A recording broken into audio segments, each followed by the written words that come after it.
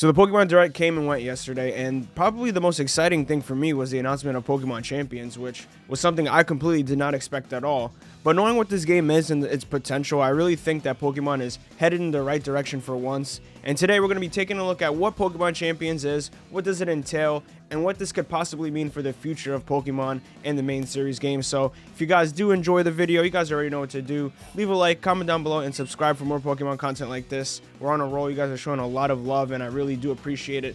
But let's get right into what Pokemon Champions is. Alright, so I have the official Pokemon Champions page pulled up. Let's take a quick look at the website, see what if there's any new information here. This is my first time looking at it, so we have this really nice graphic, Lucario, Charizard, Gardevoir, very, very cool. We have the trailer from yesterday, which we don't need to take a look. I'll be having the trailer play throughout this video as we discuss more in depth. But here we have introducing Pokemon Champions, 2 characters over here.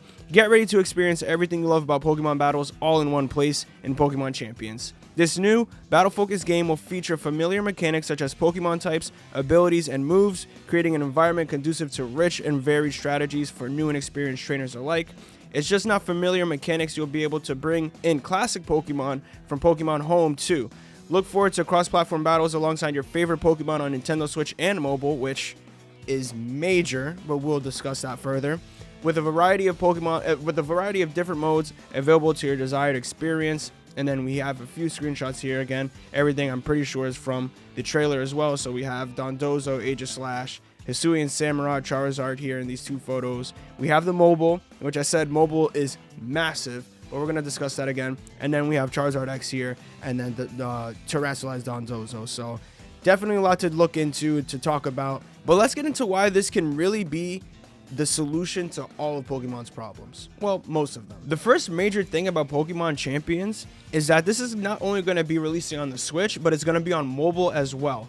Now, Pokemon has been really making a mobile push these past few years, which I'm all for. I personally love it. I'd have a mainline series game on my phone, I'm not even gonna lie. But I think we're years, if that even ever happens, from that occurring. But I believe now that we have Pokemon Champions coming to mobile, this leads for so much potential to open up the player base, because now you have people who are able to transfer their Pokemon from Pokemon Go. So if you literally don't have a mainline series game, you can play Pokemon Go and you can get so many Pokemon that way, and hopefully there's a way to level them up and train them within Pokemon Champions. But if not, then you might need to go and go into a Scarlet or Violet or Sword and Shield to hyper train or whatever. But pretty much the player base of Pokemon is going to exponentiate, because there's just going to be so much more freedom to the barrier of entry to Pokemon is going to be significantly less now.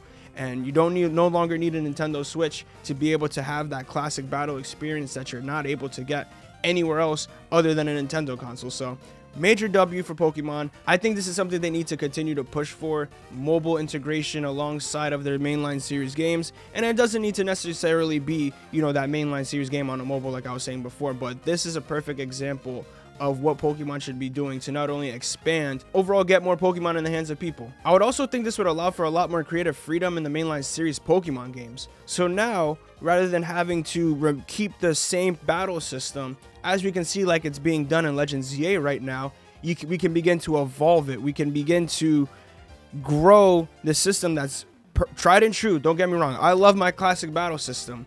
But if we're going to have a game that's specifically for that, and then we're going to have an evolution in the mainline series games where it's more interactive and more fun in terms of just overall playing it, I think this is the perfect way, because you satisfy both fans. You get the fans that are complaining, oh, Pokemon is the same thing, we need to innovate. Those fans are getting their yearly releases where they can continue to have the story and the battling that's more like the anime, and we all love that. And also, their current existing fans who are diehard fans of the current battle system can go into Pokemon Champions because they're wanting to battle anyway. They don't care. So I think it's a major W for Pokemon to have this on both fronts, because like I said, they can continue to evolve the current battle system and bring it to heights that we probably can't even imagine right now. And then they could also have the tried and true method of Pokemon Champions, where people are just gonna naturally love that anyway. One thing that's being tossed around right now about this game is that it won't include all the Pokemon, at least on release, which I think is fine.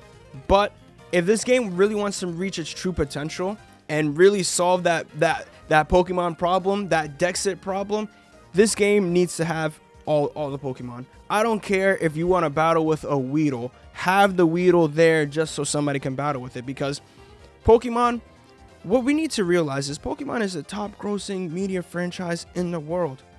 And I don't know how they diverge their money or not, but this is something they need to get done.